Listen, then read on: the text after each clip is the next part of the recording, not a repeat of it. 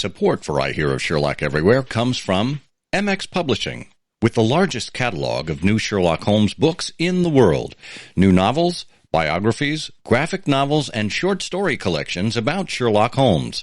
Find them at mxpublishing.com. And by the Wessex Press, the premier publisher of books about Sherlock Holmes and his world. Find them online at wessexpress.com. And from listeners like you, who support us through Patreon. Bonus material, thank you gifts, and more await at patreon.com/ihearofsherlock. I Hear of Sherlock Everywhere, episode 256, the BSI Weekend in Review. I hear of Sherlock everywhere since you became a chronicler. In a world where it's always 1895, comes I Hear of Sherlock Everywhere, a podcast for devotees of Mr. Sherlock Holmes, the world's first unofficial consulting detective. I've heard of you before. You're Holmes the meddler, Holmes the busybody, Holmes the Scotland Yard Jack in office. The game's afoot as we discuss goings-on in the world of Sherlock Holmes enthusiasts, the Baker Street irregulars, and popular culture related to the great detective. As we go to press, sensational developments have been reported. So join your hosts, Scott Monty and Burt Wolder, as they talk about what's new in the world of Sherlock Holmes. You couldn't have come at a better time!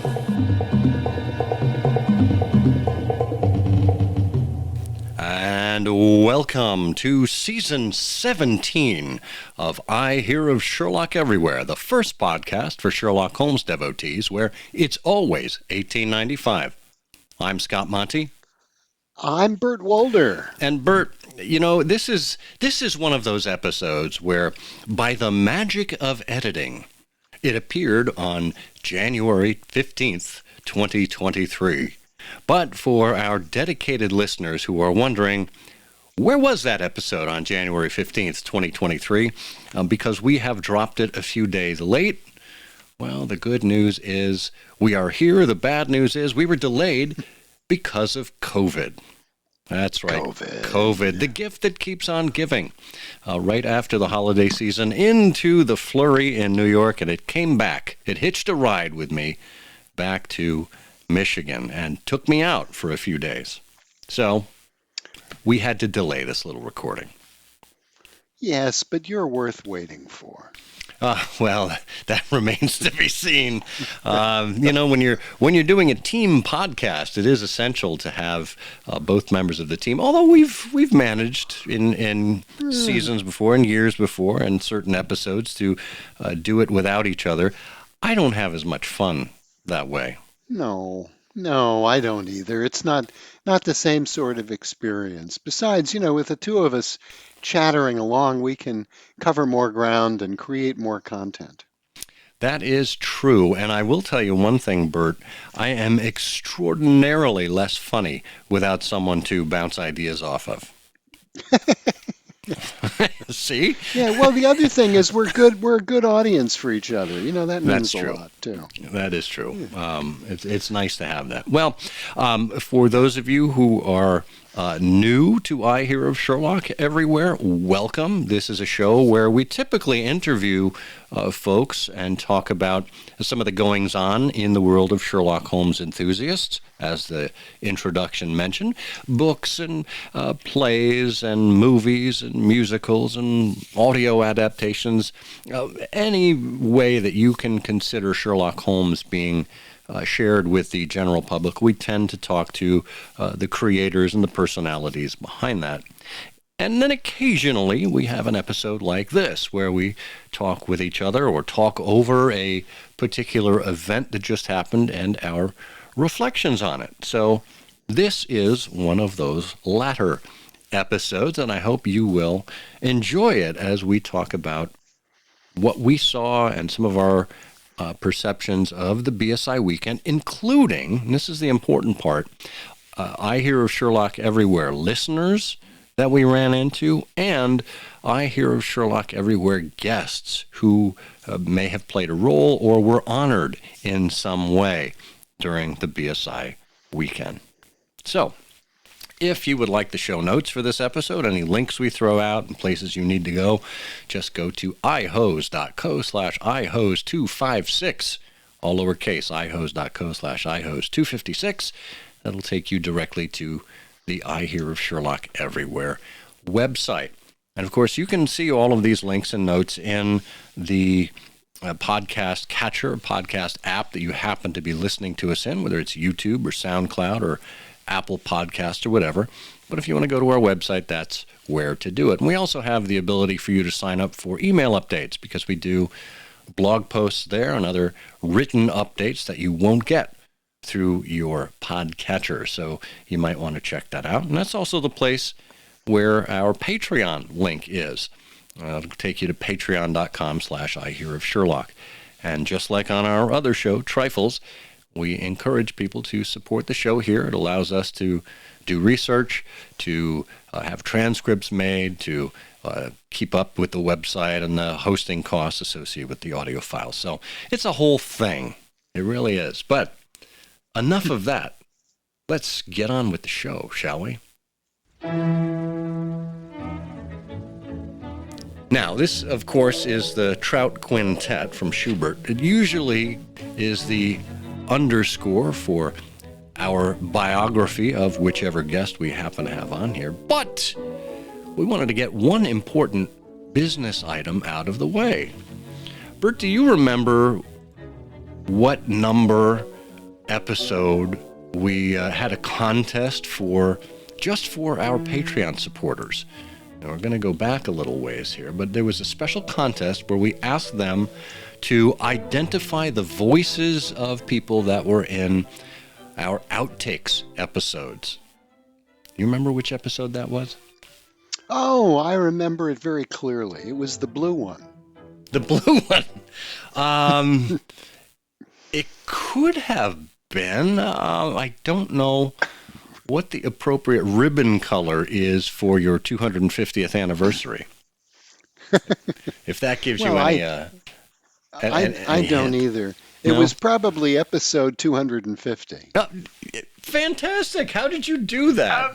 Amazing! Wow. Amazing. Well, you are correct. Our 250th episode, our, what was it, our semi-quincentennial. We put that out, and we had a number of Patreon supporters who lobbed in their guesses of all of the voices heard in the outtakes. And we are going to announce the winner. And the winner, by the way, gets a whole bunch of stuff from the IHOSE vaults. So we're going to bring the timpanist in here. We managed to get, well, what's the singular of timpani? Is it timpanus? There's only one kettle drum here in the office. There's only room for one kettle drum. So we are announcing that the Patreon supporter who guessed correctly the appropriate number of and names of voices in our bonus episode is Madeline Quinones. Hey, Madeline Quinones, which is someone we met very early in the Baker Street weekend. We actually met Madeline. That was a treat. Yes, we did. And we'll talk about her in just a moment. But just so our listeners know, if you go back and listen to those outtakes episodes that all Patreon supporters are eligible to listen to, you would have heard the voices of Michael Keane, Russell Merritt, Ashley Polisek, Jim Hawkins, Steve Mason, Andy Solberg, Bob Katz, Nicholas Meyer, Frank Cho, and Clive Marison. So that is the full complement of guest voices in that outtakes show. So, but I think that's a great segue then, Bert, to talk about some of the people that we met for the first time. People that feel like they're part of the IHOSE family because, well, quite frankly, they are. I mean, there's really no other way to put it.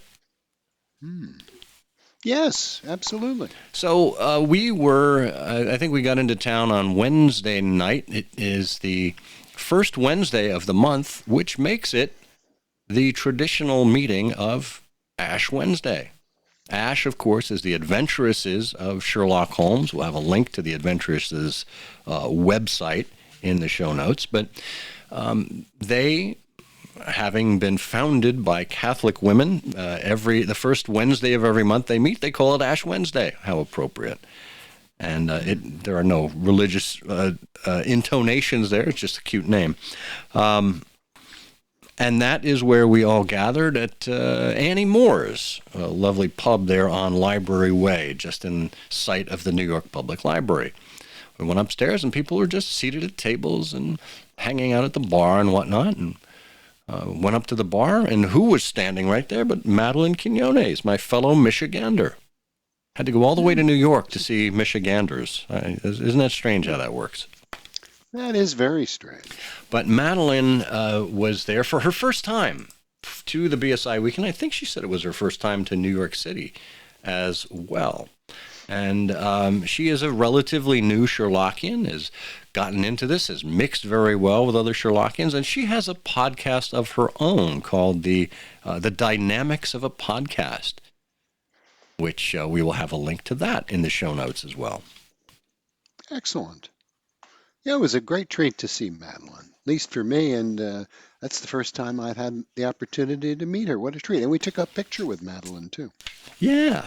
And that's the thing. People are snapping pictures indiscriminately all weekend long. It's just a wonderful, wonderful opportunity to get together with people and capture some memories like that. Who else, as a listener, did you remember meeting, Bert? Oh boy, there are just so many, and so many people had such great feedback and interesting things to say about the show, about where they listen and how it's informed their lives. And you're blanking on names, aren't you? Yeah, you have a better list than I do. Yeah. I'll run down the list, and you can see if you were there for any of this, if you remember being there for any of this. No, I was in the car. Well, Thursday evening, after the BSI Distinguished Speaker Lecture, which, by the way, the Distinguished Speaker Lecture was probably one of the best I've ever attended in the last however many years they've been going on, 23 years or so. And it is our plan to have the distinguished lecturer, speaker, whatever. It always irked me that the BSI goes speaker lecture. Well, is it a speaking event or a lecture, or is it anyway? The distinguished speaker lecture they're not a lecturer, they're a speaker. Yeah, the most important part there is the distinguished as opposed to extinguished. So the fact that we had a distinguished speaker is the good news, and she was Dr. Lakshmi Krishnan, an MD and PhD, and it was just a fabulously delivered talk and very interesting. Mm-hmm. Really was, and we're looking forward to delving into that in more detail with her. She's got a book coming out, so we will speak with her in due time. And if you didn't get to the weekend and you're curious about her talk, it will be published in the Baker Street Journal this year. So make sure you pick up yourself a subscription to the BSJ. We'll have a link in the show notes for how you go about doing that. And of course, as part of our service here to our Patreon supporters, at the end of every month, and no, you know what? I'm actually mixing signals here. I apologize. That's over on Trifles. We do our drawing at the end of every month and every quarter. There you go. If you're not on Trifles yet, go check it out, because that's where we do a monthly drawing for a free back issue of the Baker Street Journal and a quarterly drawing for a free annual subscription to the Baker Street Journal. That is for our Patreon supporters over on Trifles. So check that out. That's another link we'll put in the show notes. And by the way, if you're a Trifles listener and you haven't gotten your gifts yet, hang with us. We're working out the administrative stuff. So it's all part of the sausage making behind the scenes here at I Hear of Sherlock Everywhere. But that Thursday evening after the lecture, we headed to the Oyster Bar at Grand Central Station. We became full-fledged members of SPODE, what does SPODE stand for? The Society for the Prevention of Oysters Destroying the Earth, which That's of course correct. is a reference to The Dying Detective, in which Holmes mutters about oysters overrunning the earth. And this is a society that our friend Steve Doyle founded some years ago, which gathers to eat oysters and other things that looks like fish. And so sign me up. That's my attitude. I know. To me, it's the perfect blend of Sherlockian and non-Sherlockian interests. I mean, who can't get behind eating some oysters and doing some damage to their efforts? But you're seated at a very long table in the saloon area of the oyster bar, so you're seated across from somebody and obviously next to someone. And we had the occasion to be seated across the table from Bob Scharfman. And Bob is from Chicago and has been a long-time listener and supporter of I Hear of Sherlock Everywhere, but he had been vexed in his attempts to support us financially. I don't know whether he was having trouble with the PayPal portion or he didn't want to do Patreon. So he just said, well, where can I just send you a check? And I have to tell you, Bert, it's very rare that someone presents themselves to me and says, make it easy for me to send you money. Usually it's the other way around. They're trying to extract money from me. So to have Bob sitting right across from me saying, I want to support you guys, I wrote down our address. And I guess we tarried long enough at the oyster bar that he actually had time to write out a check. So, Bob, we thank you for that. Not necessary, but it was lovely to see you there and to get to know you, and I hope we get to do it again. Well, I'm going to try that technique the next time I go to a sort of a crowded restaurant. See if I can find someone I can sit across from who'll give me a check. That's a great idea. It's the first time this ever happened to me, and in New York. I mean, come on. You're not going to find too many people like that in New York. But that was Bob. We also ran into Johanna Draper Carlson. And you may remember that name because Johanna is a guest, a former guest on I Hear of Sherlock Everywhere. She talked to us about Sherlock Holmes in the comics, her website, on episode 239. And she is a regular contributor to I Hear of Sherlock Everywhere in the written form. So you might want to check out some of her stuff there. We'll have a link to her and her episode in the show notes. And I think it was her first BSI weekend as well. And I recall I had a great chat with Nick Cardillo. We were in the merchant's room, which was really a lot of fun this year and a big improvement over prior years. This is where all sorts of people take tables and arrange to sell books and all sorts of Sherlockian things. Mm-hmm. And it was great to meet Nick, who's from Philadelphia, and a great example of the new faces that we want to welcome into the Sherlockian world. Yes, yeah, a lot of new faces, which is wonderful to see. People like Max McGee from Wisconsin and Matt Hall and Rudy Altergott from Chicago, young and fresh faces that are interested in Sherlock Holmes and what it is that we do. And what was really neat was to see them devouring not only the material, but just the scenes and the whole setting with as much gusto as we once did when it was early on in our experience there.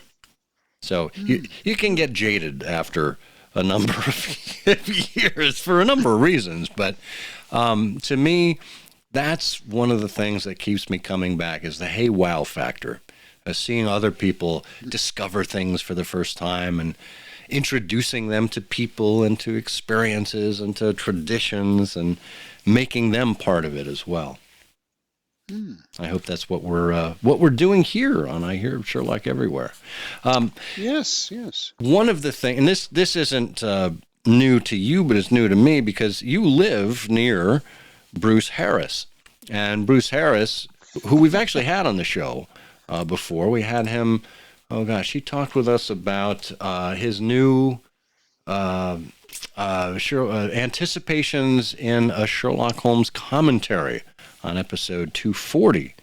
Talk with Bruce about his inspiration from the Martin Dakin piece there. Well, Bruce, you've met before, and Bruce is a supporter and has an I Hear of Sherlock Everywhere mug, which is available at a certain level on Patreon. Just go to our Patreon and check it out. You can see if you qualify. And evidently, you had signed his IHOSE mug in Sharpie, and he wanted to make it a complete collector's edition, so he had me sign it as well. We'll have a picture of that in the show notes, and we'll make it available specifically for our Patreon supporters. So you can see the IHOSE. Actually, you know what? We're going to make that available for everyone, so you can drool over the IHOSE mug. And whether or not you get it signed by Bert and I, well, that's up to future travels, I suppose. Yes, you can also drool into the IHOSE mug. And when I signed the mug for Bruce, I used pencil, so he'll never be able to wash it. Oh, that's a grand idea. I thought it might be interesting for us to use different types of ink where your name appears if the liquid inside is hot, right? So Bert Wolder appears when you put coffee in there, and my name only appears when you put something cold in it, like scotch or bourbon on the rocks. I like it. Yeah. I think it's just wonderful that the Western society has gone through so much technological investment and creative development, all so that here in the 21st century, we can have the luxury of color-changing mugs. I think it's absolute, and we just keep cracking these new frontiers of chemistry. I'm completely encouraged. I'm looking forward to later in the decade when we can maybe have color-changing collar buttons and things like that. Oh, that's interesting. Because I remember in college, I had color-changing tequila. It wasn't the tequila that changed color. It was me after consuming too much of it. Yeah. Funny how that works. Well, we still have, you're still color-changing when it comes to tequila. So that's okay. Well, we're going to change things up here just a bit. We're going to give you this quick word from our sponsor.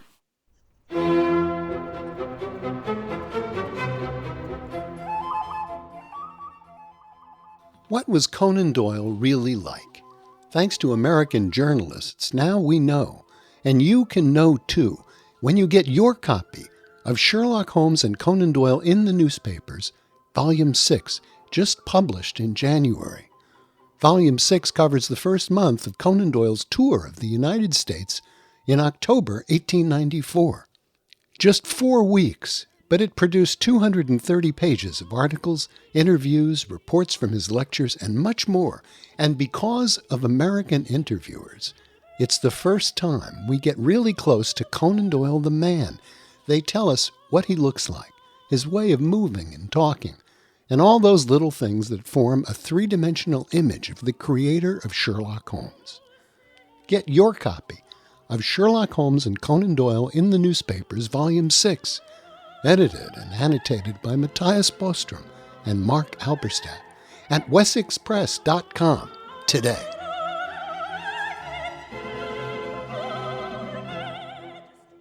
We're back. We're talking about the BSI Weekend in review. We didn't get to everything. There's so many events now. The BSI... I do want to... Go ahead. I do want to mention, while we're still talking about friends, I have to mention Jules Spada. Did you ever have a chance to meet Jules? I did not meet Jules, no.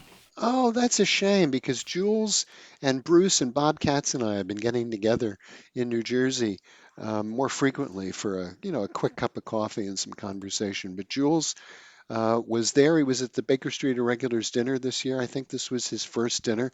And he's a great Sherlockian and quite a Morley scholar, too. And we have a lot of common interests. So we'll have to find an opportunity for you to meet Jules next time. He's a great addition to the community. I would love that. And speaking of Morley, Morley is the founder of the feast. And the BSI Weekend began just with a BSI dinner.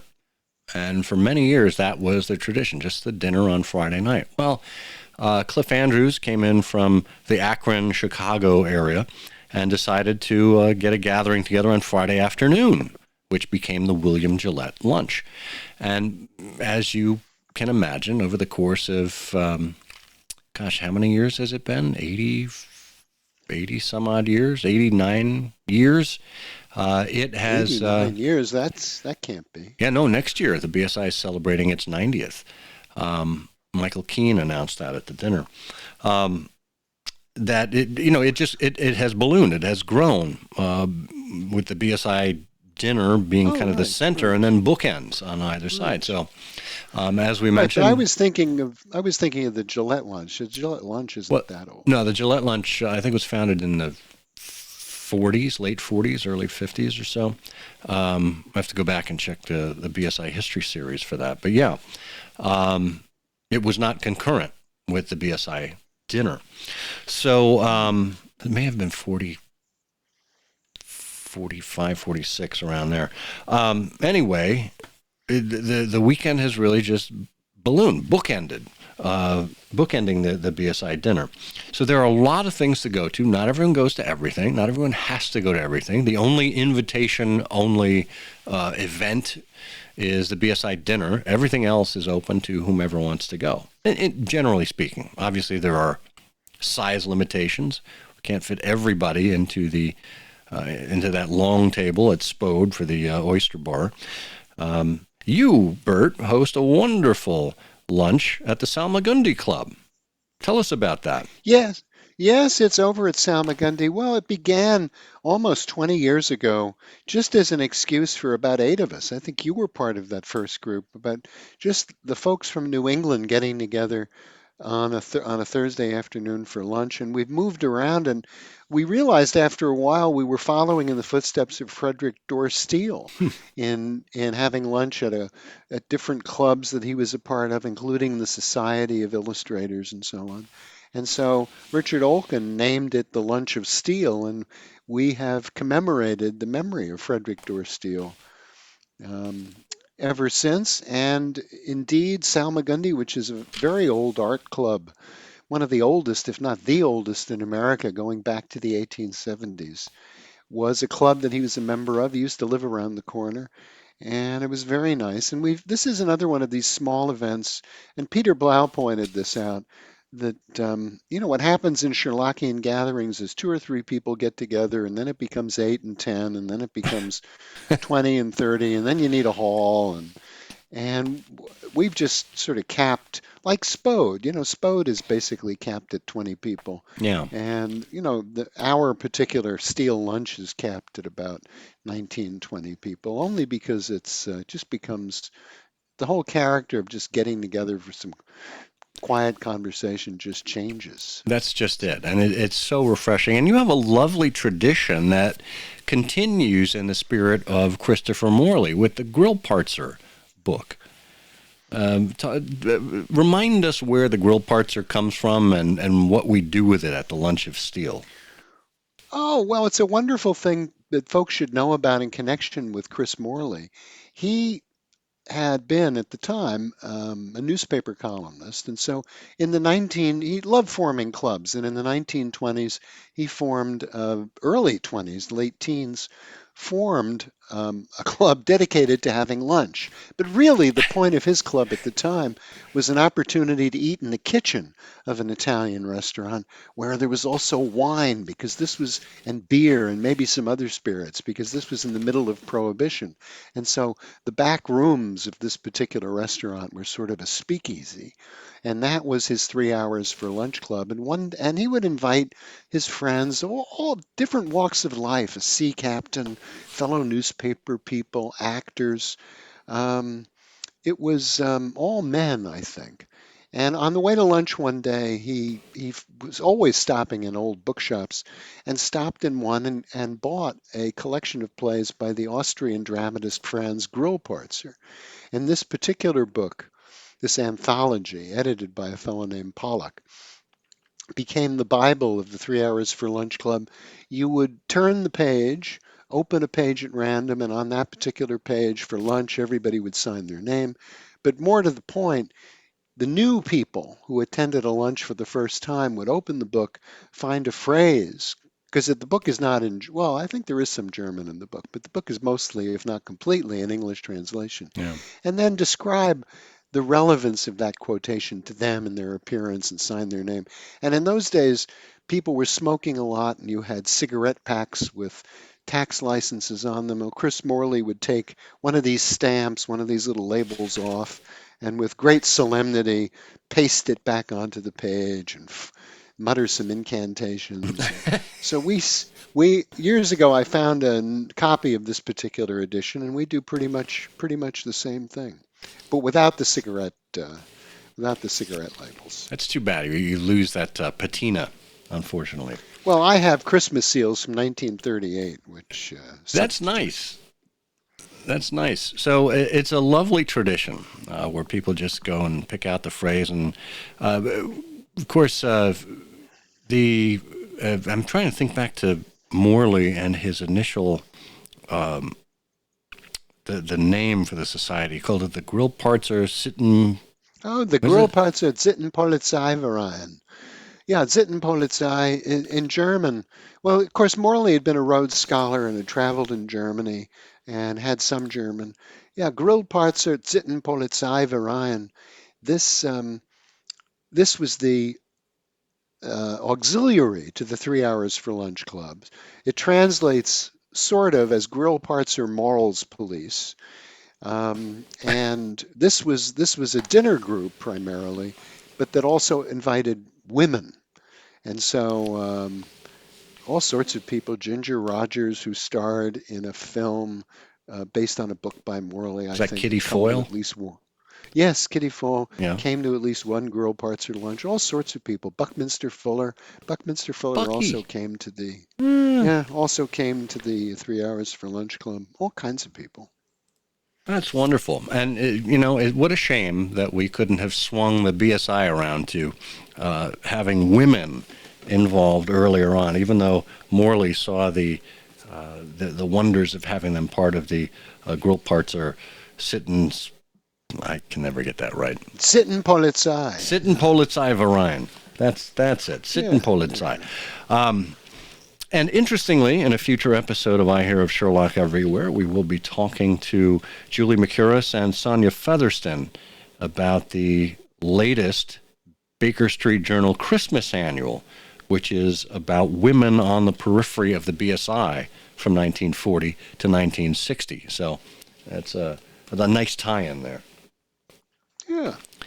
So that was some of the events. There are a variety of others. People going to Otto Pemsler's Mysterious Bookshop on Friday morning. People going to the Gillette Luncheon, the wonderful presentations there.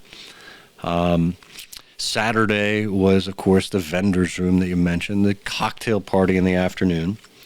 But I think I want to mention a couple of things about the BSI dinner. There are two papers that are typically given at the BSI dinner, and the reason I'm going to call them out is because both of them have been guests on I Hear of Sherlock Everywhere before, and their talks are worth noting.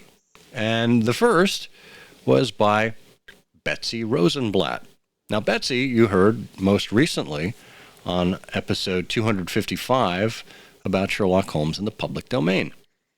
And let me tell you, we got a lot of great feedback about that episode while we were there. Clearly, a lot of people listened to it. A lot of people were interested in the topic of Sherlock Holmes entering the public domain. If you haven't listened to that yet, do yourself a favor and put it on your playlist. But Betsy had confided to me before accepting the invitation on that episode that she was unsure if she could participate because she was giving this paper. And we went back and forth, and I said, well, why don't you see what you talk about on the show, and then maybe craft a paper that fills in the gaps. And it talks about the things that you couldn't cover or didn't talk about. Well, she went one further. It was really a brilliant presentation because Betsy covered 140 years of copyright law. Now, for the average dinner goer who is well in their cups at this point and has finished dinner, probably not the most exciting topic to listen to unless you are a legal scholar or a historian of sorts. So what Betsy did in order to keep us on the edges of our seats and to keep us laughing was to create or recreate an imagined correspondence between Dr. John Watson and the legal firm of Cadwallader, and Cadwallader. And the genius of this is not only did Betsy manage to capture the sentiment and the sensibilities of each successive generation of lawyers and the way they actually corresponded, but she managed to make it clear that Dr. Watson is still alive and well and corresponding. It was really well done. Yeah. Oh, it was very well done. And the lovely thing, one of the many great things about her very funny and very content-rich paper in reviewing all the vagaries, the changes of copyright law over the years, Dr. Watson's questionable assignment of the identity of author to Conan Doyle, which she dealt with. But also, she also touched on the evolution of this law firm because after a while, the Cadwalladers, uncles and nephews were all retiring to be replaced by Victoria Cadwallader and Lucy Cadwallader, and the phraseology in the letters changed, and it was really great on so many levels. It really, really was.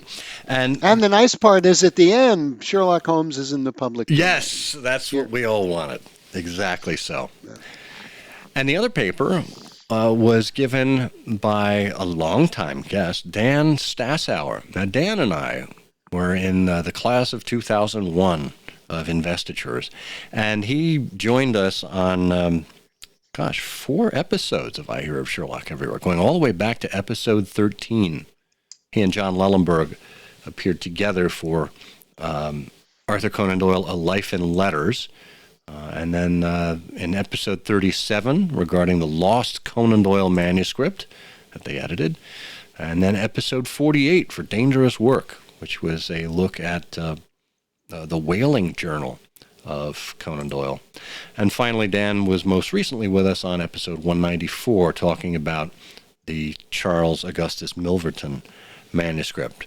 I'll leave it to you, Bert, to set up Dan and his wonderful and instructive talk.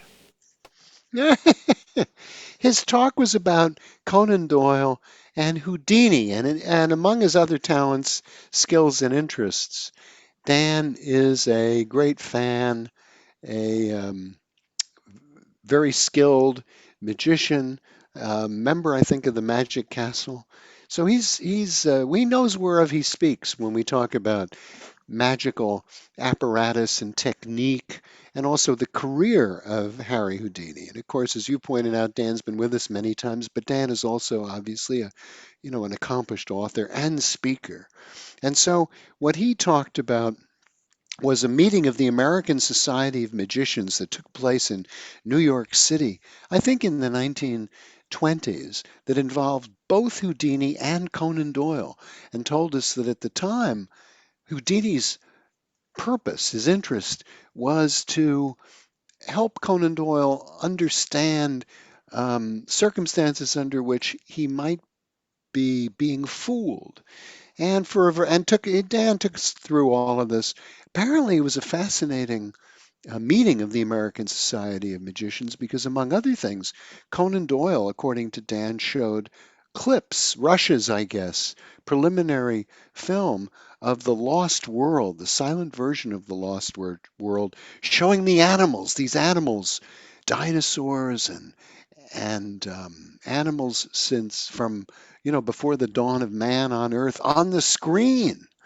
And this apparently was Conan Doyle, since the film was then in production with stop action animation, which was very effective for the time. This was Conan Doyle's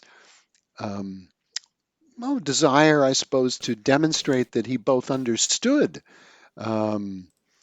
how illusions could be made, but also he hoped really to stump and surprise the audience.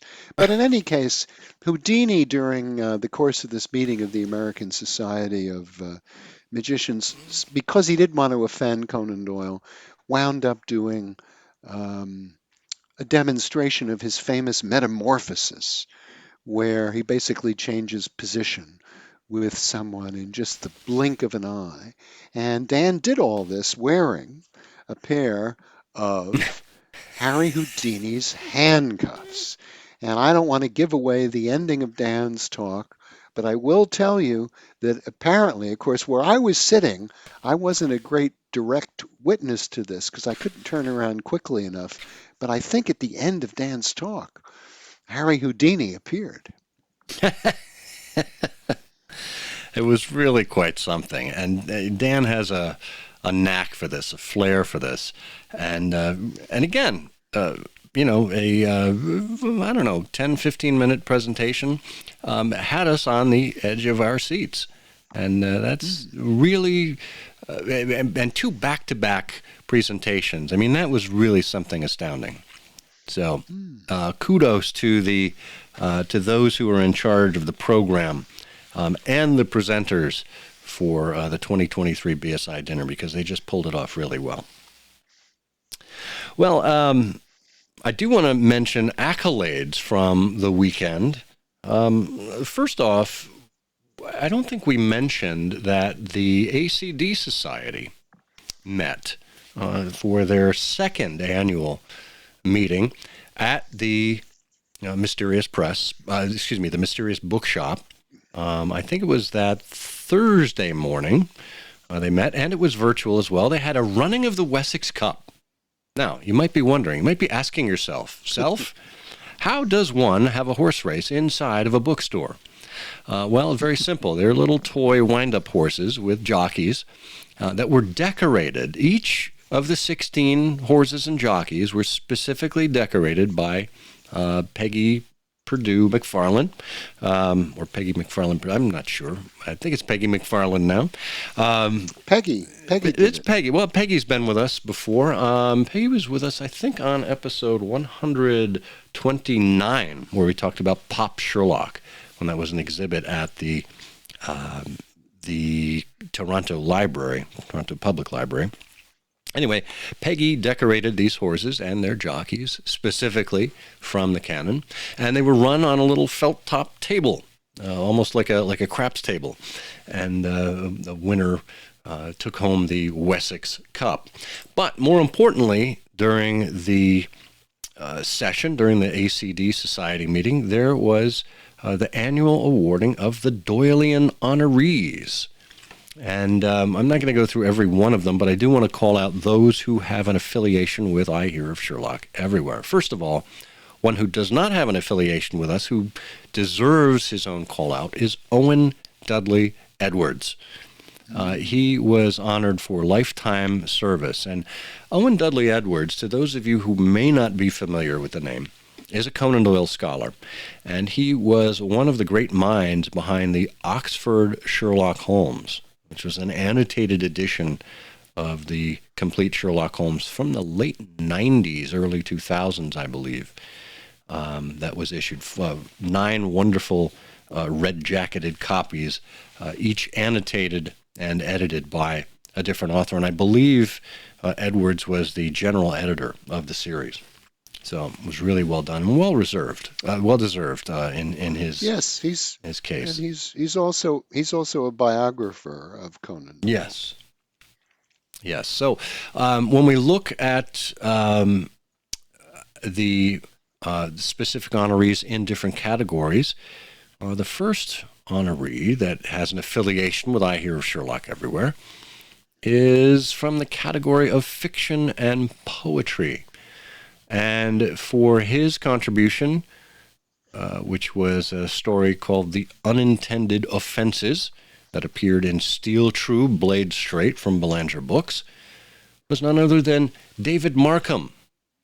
Now, David appeared with us on episode 199, where we talked about his prolific editing and writing history in the Sherlock Holmes pastiche category. So wonderful books that you can get from David from MX Publishing, one of our sponsors here. They are almost up to, I think they're almost up to volume 30 now in the MX series of Sherlock Holmes stories. Those are all edited by David. And another David comes from the performing and visual arts category, David McGregor. He actually won for Sherlock Holmes and the Adventure of the Ghost Machine from the Purple Rose. And we talked with David, of course, on episode 140 initially, and that was about Sherlock Holmes and the Elusive Ear. But then we did talk with David again on episode 235, which was about A Hero with 1,000 Faces.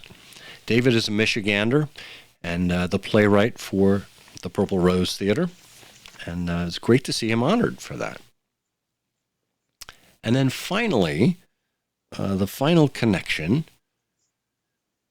was also in the performing and visual arts category. This went to Frank Cho for his illustrations in Bonnie McBird's What Child Is This? And of course, we talked to Frank on episode 188. And we talked to Bonnie, too, most recently on episode 251. But Frank has just outdone himself. Every year just does a wonderful job with the BSI dinner menu. He has a wonderful illustrated version of how Watson learned the trick. And then there was something that Peter Blau called to our attention at the BSI auction that was related to Frank Cho. Do you remember what it was? Well, what you're referring to is the cocktail party. There's an annual, it's really a luncheon. It's the Saturday luncheon of the irregulars, which is open to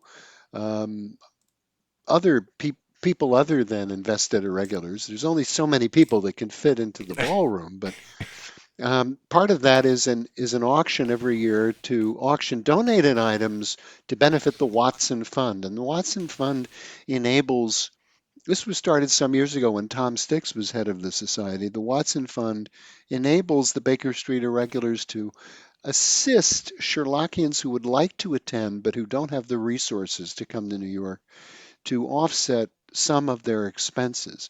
And what you're referring to is Bonnie's book, What Child Is This? A very rare copy, the only copy signed both by Bonnie and both by Frank Cho, who's the illustrator.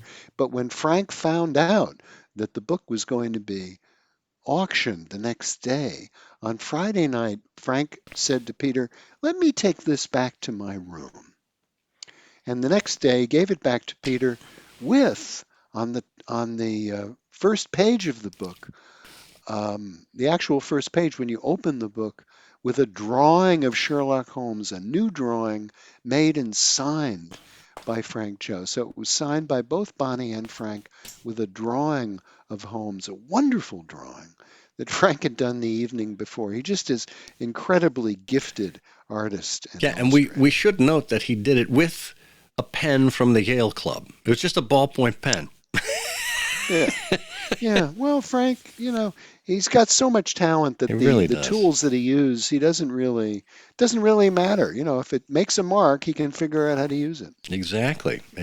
So, wonderful roundup of people there: David McGregor, David Markham, Frank Cho, honorees from the ACD Society for their annual Doelian Awards, and we'll have a link to the ACD Society page as well.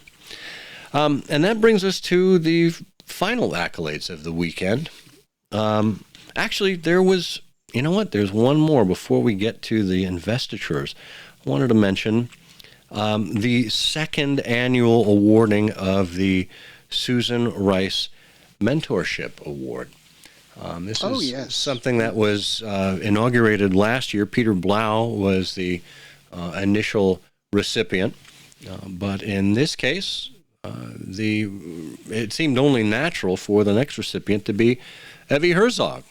And Evie is one of the founders of the Adventuresses of Sherlock Holmes, always welcoming people in, especially people who weren't made welcome at those earlier BSI dinners. And interestingly enough, if you go back and you listen to episode 89, where Evie and Susan Rice talked about the founding of the Adventuresses, that very first dinner that they tried to get into, well, Susan wasn't there, but Evie was.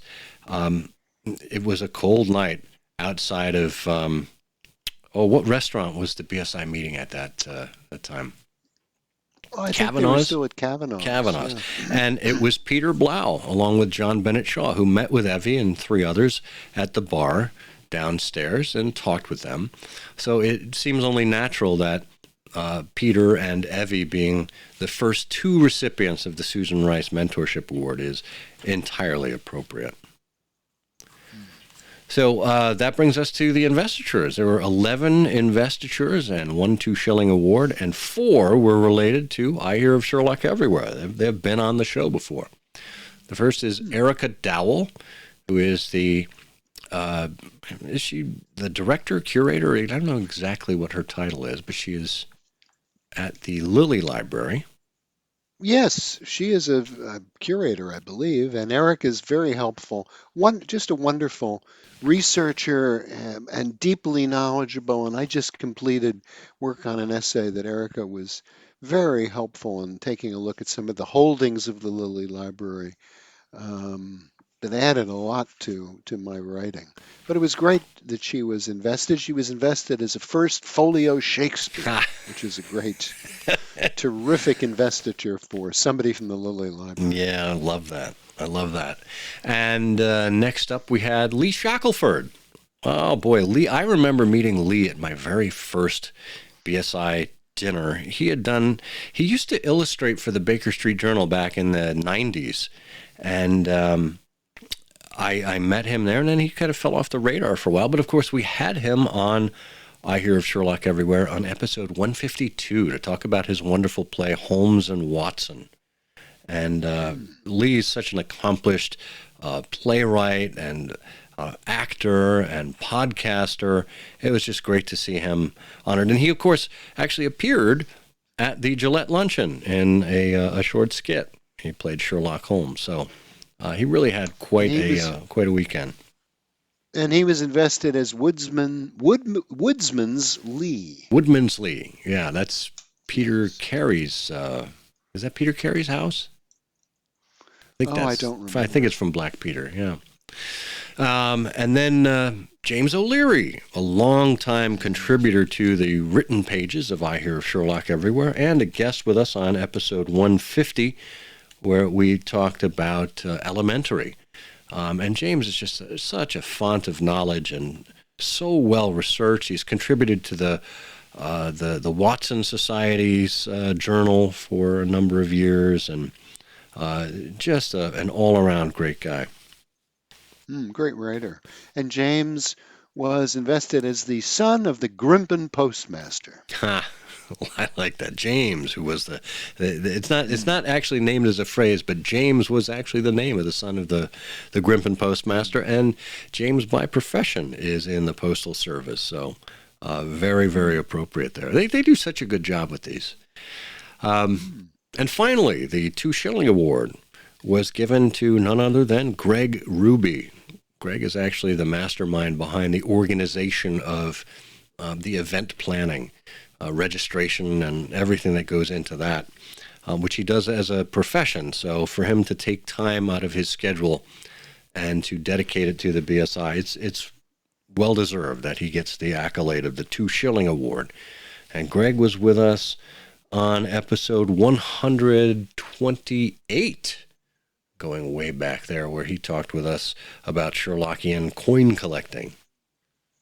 So just a nice roundup there of IHOSE representation at the dinner, at the weekend, and listeners and contributors alike. So I just thought it was a really nice way to get back to a post-COVID BSI weekend. Yes. And now Great it to is see everyone. post-BSI weekend with COVID. So that's How appropriate. Yes.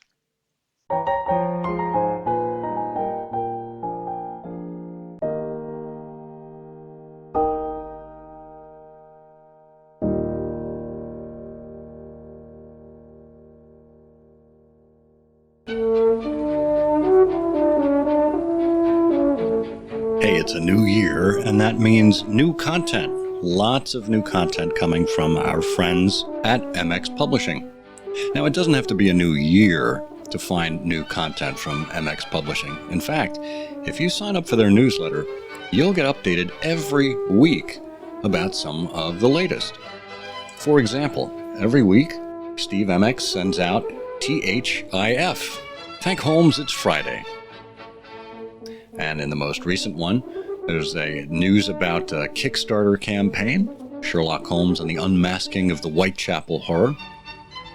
Then there are free audiobooks, including The Keys of Death by Gretchen Altebeff, Sherlock Holmes, The Hero with 1,000 Faces, Volume 1 by David McGregor, and The Bird and the Buddha Before Watson, Book 2 by A.S. Croyle.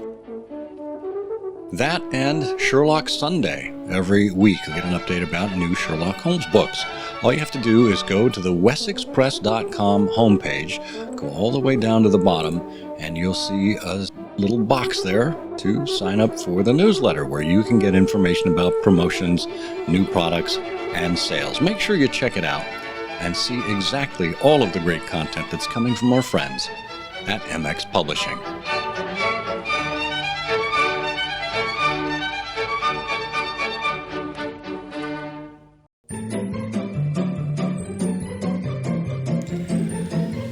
Well, you know what that means, Bert. It means that it's time once again for Canonical Couplet. That's right, it's everyone's favorite Sherlockian quiz show, where we pick two lines of poetry seemingly from out of the blue and try to guess which Sherlock Holmes story, well, get you to guess which Sherlock Holmes story we happen to be talking about.